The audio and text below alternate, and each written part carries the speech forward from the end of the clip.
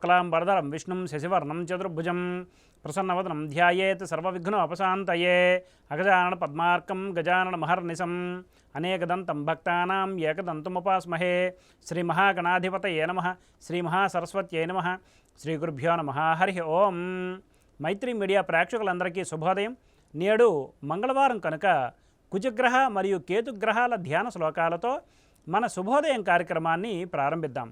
ఓం ధరణీ గర్భ సంభూతం విద్యుత్క అంతిసమప్రభం కుమారం శక్తి హస్తం తం మంగళం ప్రణమామ్యహం అనే ధ్యాన శ్లోకాన్ని పలాసపుష్ప సంకాసం తారకాగ్రహమస్తకం రౌద్రం రౌద్రాత్మకం ఘోరం తం కేతుం ప్రణమామ్యహం అనే ధ్యాన శ్లోకాన్ని కుజగ్రహ మరియు కేతుగ్రహాల ప్రీతి కొరకు నేడు అవకాశం ఉన్నంత వరకు పారాయణ చేయండి.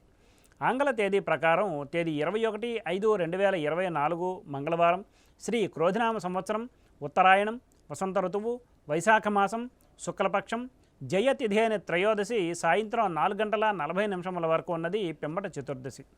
నేడు స్వాతి నక్షత్రం పూర్తిగా అనగా రేపు సూర్యోదయం వరకు ఉన్నది. నేడు వర్జ్యం పగలు 11:18 నుండి 1:03 వరకు, దుర్ముహూర్తం ఉదయం 7:59 నుండి 8:51 వరకు, మరలా దుర్ముహూర్తం రాత్రి 10:46 నుండి 11:30 వరకు ఉన్నది. నేటి సూర్యోదయం 5:24 కాగా సూర్యాస్తమయం సాయంత్రం 6:20.